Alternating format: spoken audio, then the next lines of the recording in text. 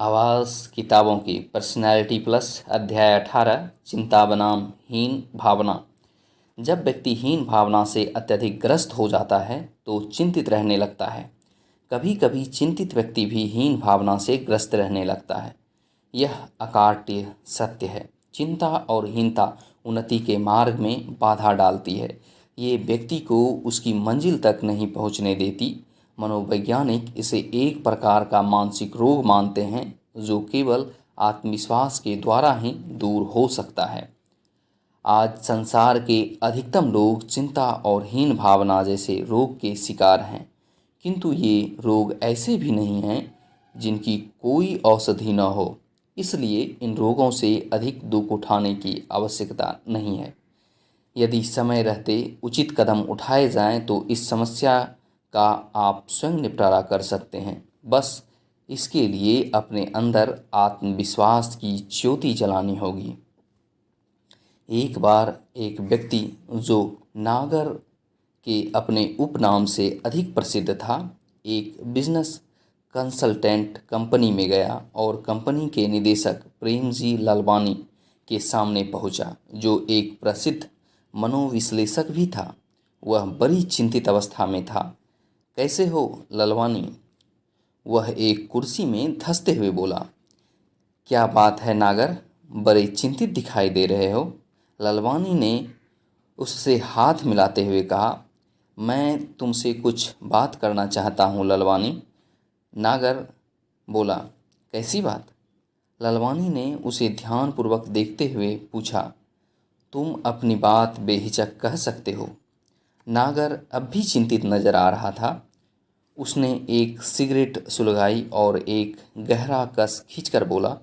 लालवानी, मैं अपने जीवन की सबसे मुख्य व्यवसायिक डील करने वाला हूँ।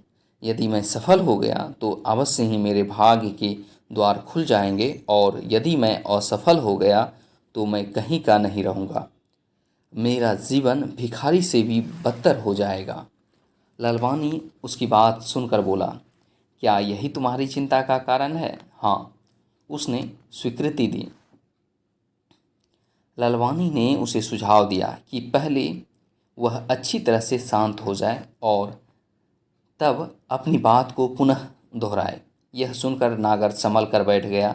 फिर उसने अपनी बात पुनः दोहरा दी। उसकी बात सुनकर लालवानी ने कहा, इस बात को तुम अच्छी तरह जान लो कि जीवन में कोई भी बात इतनी पक्की नहीं होती। यदि तुम सफल होते हो तो बड़ी अच्छी बात है, और यदि सफल नहीं होते हो तो इसमें भी चिंता की कोई बात नहीं है। आगे तुम्हें और भी अवसर मिलेंगे। बात यह है कि मैं जिस कार्य में भी हाथ डालता हूँ उसमें हानि ही होती है। अब मुझे स्वयं पर तनिक सा भी विश्वास नहीं रह गया है। मुझे तो यूँ लगता है कि मैं कभी सफल नहीं हो पाऊँगा। इसी बात से मैं चिंतित हूँ और अब दुखी व निराश भी हो गया हूँ। सत्य तो यह है, मेरी नैया सागर में डूब चुकी है। आखिर क्यों मैं अविश्वास से भरा हूँ? क्यों मुझे स्वयं पर विश्वास नहीं? क्यों मैं स्वयं अपनी परेशानी का कारण बना हुआ हूँ? अब केवल एक तुम ही हो जो मेरे सोए आत्मविश्वास को जगा सकते हो, मेरी चिंता का निवारण कर सकते हो, मुझे सफलता का मार्ग दिखा सकते हो। लालवानी ने कहा, मैं सबसे पहले तो यह जानना आवश्यक है कि तुम्हारे अंदर चिंतापूर्ण विश्वसनीयता की भावनाएं क्यों और कहाँ से आ रही है। चूँकि इसमें विश्लेषणता की आवश्यकता है, अतः इसमें थोड़ा सा समय लग सकता है। क्या तुम्हारे लिए इतना जान लेना काफ़ी नहीं है कि इस संसार में असंभव कुछ भी नहीं है? दरअसल हमें अपनी भावनात्मक समस्याओं के प्रति वही दृष्टिकोण रखना चाहिए जो शारीरिक रोगों के प्रति एक डॉक्टर रखता है। इसका अस्थायी समाधान खोजने के लिए उपचार की आवश्यकता होगी, और इसके लिए समय चाहिए। यूँ मैं तुम्हें इस चिंताजनक तात्कालिक समस्या से निपटने के लिए एक उपाय अवश्य बता सकता हूँ। उपाय? एकाएक नागर के चेहरे से उत्सुकता झलकने लगी। उसकी आंखों में चमक आ गई। तभी लालवानी ने कहा, केवल कुछ शब्द हैं जिन्हें तुमको दोहराना है। हर स्थिति में, हर समय उन शब्दों को तुम्हें मन में दोहराते रहना है। सोते जागते, उठते बैठते, खाते पीते, दृढ़ विश्वास और पूरी आस्था के साथ ये शब्द तुम्हारी सहायता करेंगे। ललवानी ने उसे एक कार्ड पर उपाय लिखकर दिया। मैं परमात्मा की सहायता से सभी कार्य कर सकता हूँ, क्योंकि वो ही मुझे शक्ति प्रदान करता है। लालवानी ने नागर से वहीं पर उन उपाय शब्दों को 3 बार जोर से पढ़वाया। इसके बाद लालवानी ने उससे कहा, अब जाओ और इस उपाय का पालन करो। मुझे विश्वास है कि सब कुछ ठीक हो जाएगा। नागर उठ खड़ा हुआ और बोला, तुमने जैसा कहा है मैं वैसा ही करूँगा। जब वह लौट कर जाने लगा तो ललवानी ने ध्यानपूर्वक उसका निरीक्षण किया। उसे शीघ्र ही यह अनुभव हो गया कि परमात्मा की आस्था ने उसके मस्तिष्क में अपना कार्य आरंभ कर दिया है। कुछ समय बाद नागर ने उसे बताया कि इस छोटे से उपाय ने सचमुच जादू सा कर दिखाया। उसने यह भी कहा, विश्वास ही नहीं होता कि केवल कुछ शब्द किसी मनुष्य के लिए इतना कुछ कर सकते हैं। बाद में नागर ने अपनी चिंता तथा हीन भावना के कारणों का अध्ययन कराया। गहरी सूझबूझ के द्वारा दिए गए परामर्श और धार्मिक आस्था के उपाय द्वारा उसकी हीन भावना और चिंता को मिटा दिया गया। ललवानी की ओर से उसे कुछ विशिष्ट निर्देश दिए गए जिनका पालन उसे करना था। धीरे धीरे नागर ने दृढ़, अस्थायी और पर्याप्त विश्वास प्राप्त कर लिया। अब वह भी इस बात पर आश्चर्यचकित होता है कि पहले अच्छी चीज़ें उससे दूर भागती थी, जबकि अब वह उसके करीब आ जाती है। उसका नकारात्मक व्यक्तित्व भी अब सकारात्मक हो गया है। इस कारण सफलता अब उनसे दूर नहीं भागती, बल्कि उसकी ओर आकर्षित होती है। इसका कारण यह है कि उसे अब स्वयं की शक्तियों पर पूर्ण विश्वास हो गया है। चिंता द्वारा उत्पन्न हुई हीन भावना के कई कारण होते हैं और उनमें से अधिकतर की जड़ें हमारे बचपन में होती है। एक एग्जीक्यूटिव ने एक बार ललवानी से एक युवक के बारे में परामर्श मांगा जिसका वह प्रमोशन करना चाहता था। उसका यह भी कहना था कि महत्वपूर्ण गोपनीय जानकारी के विषय में उस पर विश्वास नहीं किया जा सकता।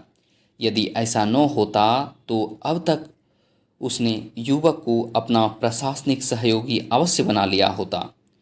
उसने लालवानी को बताया कि यूँ तो उसमें सभी आवश्यक योग्यताएं हैं, लेकिन वह बहुत ज़्यादा बोलता है। यद्यपि उसका अपना कोई विशेष स्वार्थ नहीं होता, फिर भी वह निजी और महत्वपूर्ण गोपनीय रहस्य सबको बता देता है। ललवानी ने गंभीरतापूर्वक विश्लेषण करने पर पाया कि वह युवक अपने भावी जीवन को लेकर सदा चिंतित रहता था और इससे उत्पन्न हुई हीन भावना के कारण ही वह अधिक बोलता था। अपनी इस आदत को छिपाने के लिए वह अपने ज्ञान का प्रदर्शन करने से स्वयं को रोक नहीं पाता था। वह उन लोगों के साथ कार्य कर रहा था जिनकी आर्थिक स्थिति सुदृढ़ थी, जबकि वह स्वयं गरीबी में पला बढ़ा था और किसी बड़े कॉलेज में उसने शिक्षा ग्रहण भी न की थी। वह किसी अच्छी संस्था का सदस्य भी न था, इसलिए वह अपने सहयोगियों के सामने शिक्षा और सामाजिक स्तर के मामले में खुद को छोटा समझता था। और उसकी चिंता का एक कारण यह भी था, सहकर्मियों के सामने अपनी प्रतिष्ठा जमाने और अपने स्वाभिमान को बढ़ाने के लिए उसकी अवचेतन मस्तिष्क उसे उसकी ईगो बढ़ाने के उपाय सुझाता था। वह ऑफिस के अंदर बहुत सी बातों को जानता था और अपने सीनियर्स के साथ अधिवेशनों में जाया करता था, जहां वह प्रसिद्ध बिजनेसमैनों से मिलता और महत्वपूर्ण गोपनीय चर्चाओं को सुनता था। वह इन गोपनीय जानकारियों को दूसरे सहकर्मियों को बता देता था, जिससे उसके सहयोगी उसके प्रति ईर्ष्या के भाव से भर जाएं। इससे उसका आत्मस्वाभिमान बढ़ जाता और प्रतिष्ठा की उसकी इच्छा भी पूरी हो जाती। जब उसके बॉस को उसके व्यक्तित्व के इस गुण का पता चला तो एक दयालु और सहिष्णु व्यक्ति होने के नाते उसने युवक को बताया कि इस व्यवसाय में उसकी योग्यताओं के कारण उसे कितने अवसर मिल सकते हैं। उसने यह भी बताया कि किस प्रकार उसकी हीन भावना उसे गोपनीय मामलों में अविश्वसनीय बना रही है। इस आत्मज्ञान के साथ ही आस्था और प्रार्थना की तकनीकों के गंभीर अभ्यास ने उसे उसकी कंपनी का एक बहुमूल्य कर्मचारी बना दिया। उसकी सच्ची शक्तियाँ अब जागृत हो चुकी थी, उसकी हीन भावना का अंत हो चुका था तथा चिंता के मंडराते बादल भी छट गए थे। हीन भावना के कुछ स्रोत हैं जो हमारे व्यक्तित्व में शक्तिशाली अवरोध खड़े कर देते हैं। ये बचपन में हमारे साथ की गई भावनात्मक हिंसा की घटनाएं हो सकती है, किन्हीं निश्चित परिस्थितियों के दुष्परिणाम हो सकते हैं, या ऐसी कोई चीज़ जो हमने खुद के साथ की हो। वस्तुतः यह रोग हमारे धुंधले अतीत से उत्पन्न होता है और हमारे व्यक्तित्व को अंधेरे गलियारों में ले जाता है। दो भाई थे, एक पढ़ाई में हमेशा अव्वल आता था जबकि दूसरा उससे सदा पिछड़ता रहता था। पिछड़ा रहने वाला यह सोचकर चिंतित रहता था कि उसका भाई जीवन में जितना सफल होगा उतना वह कभी नहीं हो सकेगा। किंतु यह अवधारणा सर्वथा गलत है। प्रायः देखने में आया है कि जो लोग स्कूली जीवन में अच्छे परिणाम नहीं ला पाए, उन्होंने बाद के जीवन में महान सफलताएं अर्जित की। चिंता, हीन भावना या स्वयं की शंका को मिटाने का सबसे अच्छा उपाय है अपने मन और मस्तिष्क को विश्वास से लबालब भर लेना। इसके निमित्त परमात्मा में प्रबल आस्था बनाए रखनी होगी। इसी से चिंता व हीन भावना का निवारण होगा। प्रबल आस्था प्रार्थना द्वारा प्राप्त होती है। धर्म ग्रंथों को पढ़ने और मानसिक रूप से आत्मसात करने से भी यह प्राप्त होती है। एक अफ्रीकन महिला एक अमेरिकन व्यवसायी के यहाँ कुक थी। वह सदैव प्रसन्न और चिंता रहित रहती थी।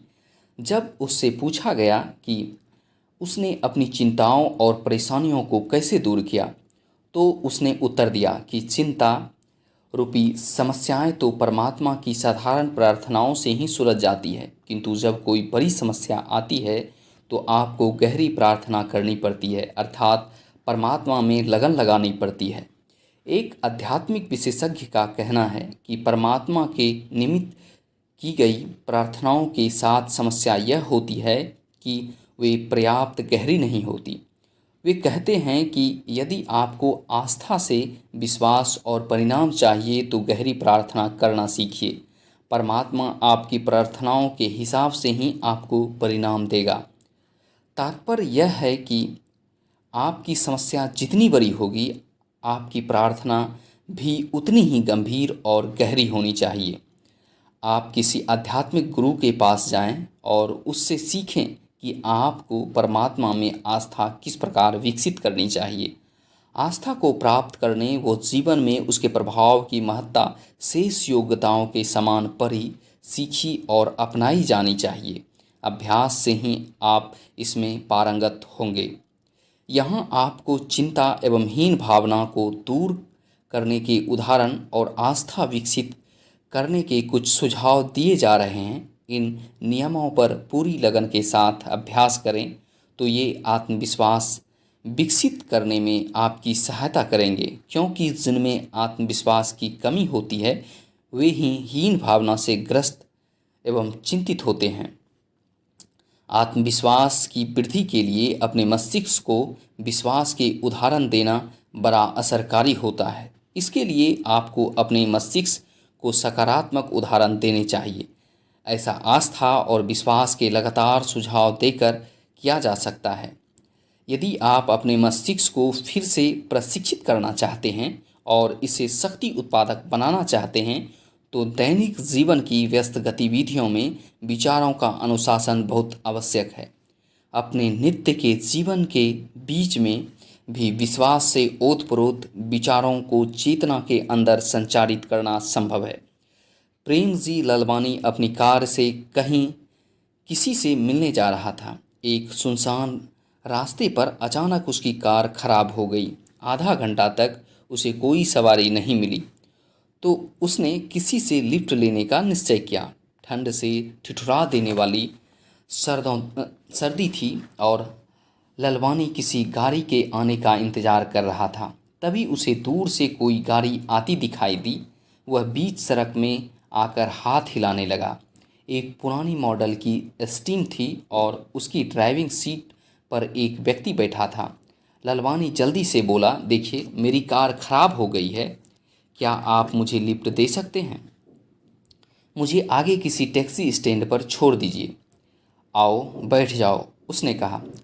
ललवानी अगली सीट पर उसके साथ बैठ गया। उसने गाड़ी आगे बढ़ा दी। ललवानी उस व्यक्ति के बारे में सोचने लगा जिससे उसने मिलने वहाँ जा रहा था। वह व्यक्ति ललवानी की सहायता चाहता था। तभी कार चलाते व्यक्ति ने कहा, आप। ललवानी उसकी पूरी बात होने से पहले ही बोल पड़ा, मेरा नाम प्रेम जी ललवानी है। मैं एक बिजनेस कंसल्टेंट के साथ साथ एक मनोविश्लेषक भी हूँ और इस समय मैं शहर के एक प्रसिद्ध उद्योगपति मिस्टर जमशेद जी से मिलने जा रहा था कि रास्ते में मेरी गाड़ी खराब हो गई और मुझे तुम्हारी सहायता लेनी पड़ी। ललवानी ने एक बार में ही उसे सब कुछ कह दिया। जमशेद जी बाटली वाला कार चलाता व्यक्ति बोला, हाँ, क्या तुम उन्हें जानते हो? ललवानी ने पूछा। यही कि मैं उसी रोड में एक छोटी सी सस्ती जगह में मामूली मकान में रहता हूँ, बाटली वाला के बंगले की परछाई से भी दूर। मेरा नाम रॉबर्ट है और मेरे नाम से ही तुम समझ गए होगे कि मैं ईसाई हूँ। दोनों के हाथ आपस में मिले। अब वे दोनों एक दूसरे से अपरिचित नहीं लग रहे थे। तभी ललवानी को लगा कि रॉबर्ट आवश्यकता से अधिक गति से कार चला रहा है। ललवानी ने जब उसे आराम से गाड़ी चलाने की सलाह दी तो वह बोला, मेरी ड्राइविंग के बारे में चिंता मत करो। यद्यपि पहले मुझे कई प्रकार की चिंताएं और असुरक्षाएं सताती थी, किंतु अब मैं चिंताओं से ऊपर उठ चुका हूँ। पहले हर बात मुझे डरा देती थी। मैं कार चलाना तो क्या, बस और ट्रेन में यात्रा करने से भी डरता था। मेरी पत्नी और बच्चे कहीं जाते और जब तक वे लौट कर नहीं आ जाते थे, मैं चिंतित ही रहता था। मुझे सदा यूँ अनुभव होता रहता जैसे मेरे साथ कुछ बुरा होने वाला है। इसलिए मेरा जीवन दुख और चिंताओं से भर गया था। वह एक क्षण रुककर बोला, उस समय हीन भावना मुझ में बुरी तरह समाई हुई थी और मुझ में आत्मविश्वास की भारी कमी थी।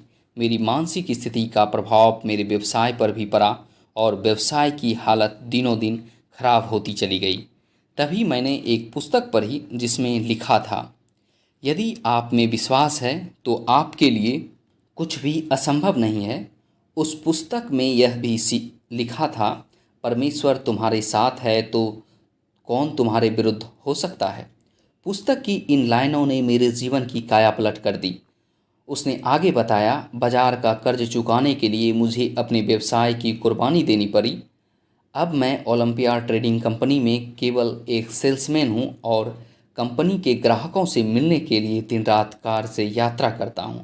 मैंने पाया कि जब कोई व्यक्ति गाड़ी चलाता है तो उसके मस्तिष्क में भांति भांति के विचार उत्पन्न होते हैं।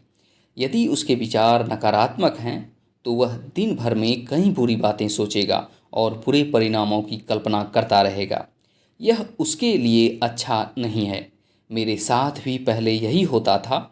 लोगों से मिलने जाते हुए अथवा कार चलाते समय मेरे मन में डर और असफलता के विचार निरंतर आते रहते थे। इस कारण मैं कंपनी के टारगेट कभी पूरा न कर पा रहा था। लेकिन अब मैंने वह पुस्तक पढ़ी और उन शब्दों को कंठस्थ कर लिया। वो हर समय मन में उन्हें दोहराने लगा। तब पहले जो असुरक्षाएं मुझे सताती थी वह अब मेरे मन से पूरी तरह निकल चुकी है। अब मैं मन में असफलता और अयोग्यता के विचारों की अपेक्षा आस्था और साहस के विचार सोचने लगा हूँ। इस अद्भुत तकनीक ने मेरी सेल्समैनशिप को चमका दिया है, क्योंकि यदि आप असफल होने की कल्पना करते हुए किसी ग्राहक के पास जाएंगे तो सफलता आपको कैसे मिल सकती है। इसी प्रकार जब आप सफलता की कल्पना करते हुए ग्राहक के पास जाएंगे तो सफलता भी आपको अवश्य ही मिलेगी। रॉबर्ट की योजना सचमुच बड़ी समझदारी की थी।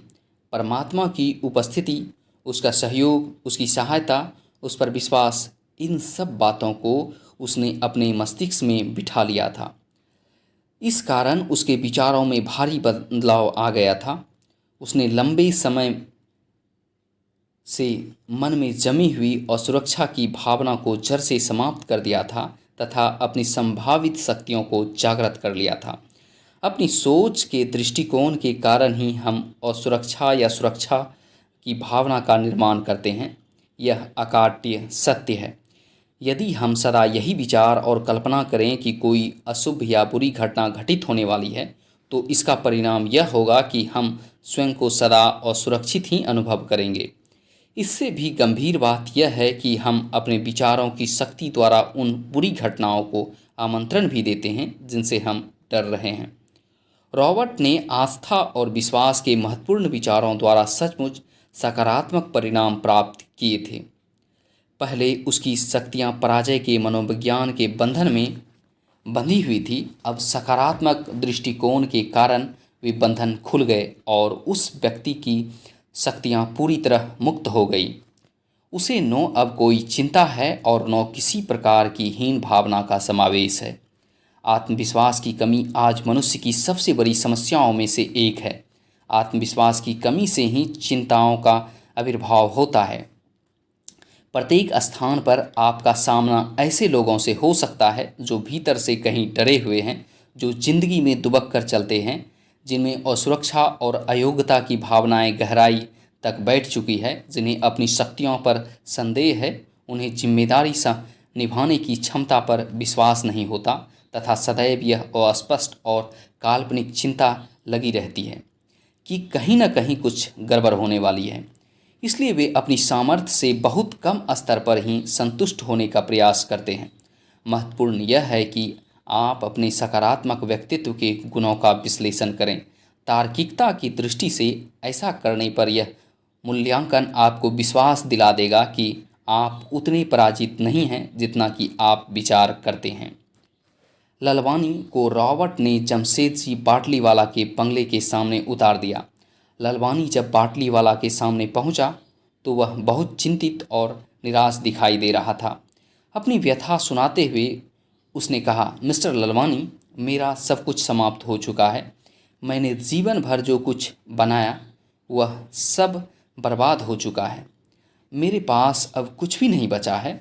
अब कोई आशा भी नहीं है, क्योंकि मैं इतना बूढ़ा हो चुका हूँ कि एक बार फिर से शुरुआत नहीं कर सकता। इसी बात की मुझे चिंता है। मेरा आत्मविश्वास नष्ट हो चुका है। बाटलीवाला की चिंता का प्रमुख कारण यह था कि निराशा की गहरी छाया उसके मस्तिष्क में प्रवेश कर गई थी। इस कारण उसका दृष्टिकोण विकृत हो गया था। उसी विकृत चिंतन के कारण उसकी सच्ची शक्तियाँ उजागर नहीं हो पा रही थी और अंततः यही उसके कमज़ोर पड़ जाने का कारण था। ललवानी ने जेब से डायरी और पेन निकाला और बोला, मिस्टर बाटलीवाला, यह बताइए कि आपके पास अब क्या शेष है। कुछ नहीं, वह बोला।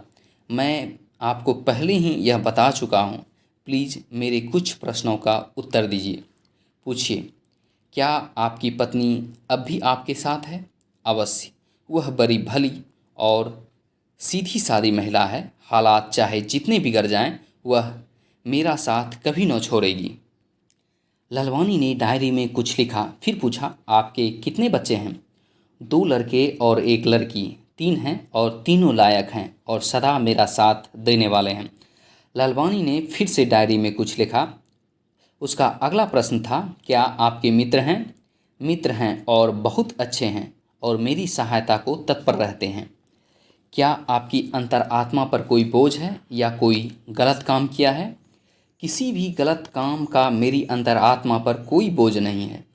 आपका स्वास्थ्य कैसा है? मैं शरीर से पूर्णतः स्वस्थ हूँ।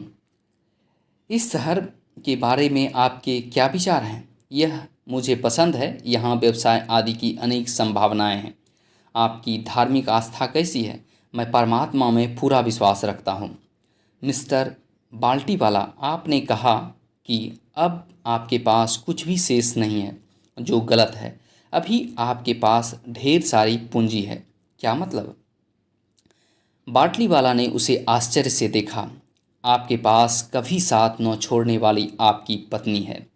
आपका साथ देने वाले आपके 3 लायक बच्चे हैं। आपकी सहायता को तत्पर रहने वाले आपके मित्र हैं। आपकी अंतरात्मा साफ है, क्योंकि कोई भी गलत काम आपने नहीं किया है। कुछ भी करने के लिए आपका स्वास्थ्य अच्छा है। आप ऐसे शहर में रहते हैं जो आपको पसंद है और जहां व्यवसाय आदि की अनेक संभावनाएं हैं। आपकी परमात्मा में पूरी आस्था है। इतना सब कुछ होते हुए भी आप यह कहते हैं कि आपके पास कुछ भी नहीं है। बाटली वाला बुदबुदाया, अद्भुत, अत्यंत अद्भुत। यह सब तो मैंने कभी सोचा ही नहीं। मुझे कुछ ऐसा विश्वास सा अनुभव हो रहा था कि मैं अभी बहुत कुछ कर सकता हूँ। आपके पास अभी सब कुछ मौजूद है। कमी है तो आप में केवल आत्मविश्वास की। अपने अंतर में सोए हुए आत्मविश्वास को जागृत करिए। अपने सकारात्मक व्यक्तित्व को प्रकट करिए। फिर देखिए कि आपके जीवन में कैसा बदलाव आता है। मैं समझता हूँ आपकी दुनिया ही बदल जाएगी और फिर जो कुछ आपने खोया है उसे शीघ्र ही आप प्राप्त कर लेंगे। हाँ, मुझे विश्वास हो चला है कि मैं यह कर सकूँगा, बाटलीवाला बोला। मिस्टर बाटलीवाला, आप जितने समय भी निद्रा से जागे रहते हैं, मन में यह कहते रहिए कि परमात्मा की कृपा से मैं सभी कार्य कर सकता हूँ, क्योंकि वो ही मुझे शक्ति प्रदान करता है। मुझे विश्वास है कि सब कुछ ठीक हो जाएगा। इसके बाद जमशेदजी बाटलीवाला ने वास्तव में ऐसा कर दिखाया जिससे उसे स्वयं आश्चर्य हुआ। उसने एक बार फिर से शुरुआत की, किंतु वह ऐसा तभी कर पाया जब उसने अपने दृष्टिकोण और अपनी मानसिक दशा को बदला। विश्वास ने उसकी शंकाओं को उसके मन से बाहर निकाल दिया था और उसे इतनी शक्ति दी थी कि अपनी समस्त कठिनाइयों को जीत पाया। ध्यान रखिए, तथ्यों से दृष्टिकोण अधिक महत्वपूर्ण होते हैं। आपके सामने कोई भी तथ्य, चाहे वह जितना ही कठिन क्यों न हो, या प्रत्यक्ष रूप से चाहे जितना चिंतित करने वाला क्यों न हो, उतना महत्वपूर्ण नहीं है जितना कि उस तथ्य के बारे में हमारा दृष्टिकोण। आप तथ्य के बारे में कुछ करें इससे पहले कि ही आपके सोचने का दृष्टिकोण आपको हरा सकता है, चिंतित और निराश कर सकता है। संभव है आप उससे निपटना शुरू करने से पहले ही मानसिक रूप से उसे अपने ऊपर हावी होने दें, उसे स्वयं को पराजित करने की अनुमति दे दें, जबकि आप विश्वासपूर्ण और आशावादी विचार प्रक्रिया द्वारा उस तथ्य को सुधार सकते हैं या परास्त कर सकते हैं। एक व्यक्ति अपने संगठन के लिए एक बहुत बड़ी पूंजी से कम न था। ऐसा नहीं कि उसमें कोई असाधारण योग्यता थी, बल्कि इसका कारण यह था कि सदा एक विजयी विचार प्रक्रिया का प्रदर्शन करता था। जब उसके सहयोगी या साथी किसी प्रस्ताव पर निराशावादी प्रतिक्रिया प्रस्तुत करते, वह प्रश्नों की श्रृंखला द्वारा उनके नकारात्मक दृष्टिकोण को बाहर निकाल देता था। फिर शांतिपूर्ण ढंग से उस प्रस्ताव के संबंध में सकारात्मक विचार सुझाव देता, जब तक कि नए दृष्टिकोण के कारण उन्हें तथ्यों की एक नई अवधारणा नहीं मिल जाती। उसके सहयोगी प्रायः इस बात की चर्चा करते कि जब यह व्यक्ति तथ्यों पर कार्य करना प्रारंभ करता है तो तथ्य कितने भिन्न दिखाई पड़ते हैं। विश्वास के दृष्टिकोण से प्रत्येक कार्य पर बहुत गहरा प्रभाव पड़ता है और यह नियम तथ्यों के निष्पक्ष मूल्यांकन में बाधा नहीं डालता। चिंतित अथवा हीन भावना का शिकार व्यक्ति सारे तथ्यों को विकृत दृष्टिकोण से देखता है, जबकि सही दृष्टिकोण सदा सकारात्मक पहलू की तरफ झुका देता है। धन्यवाद।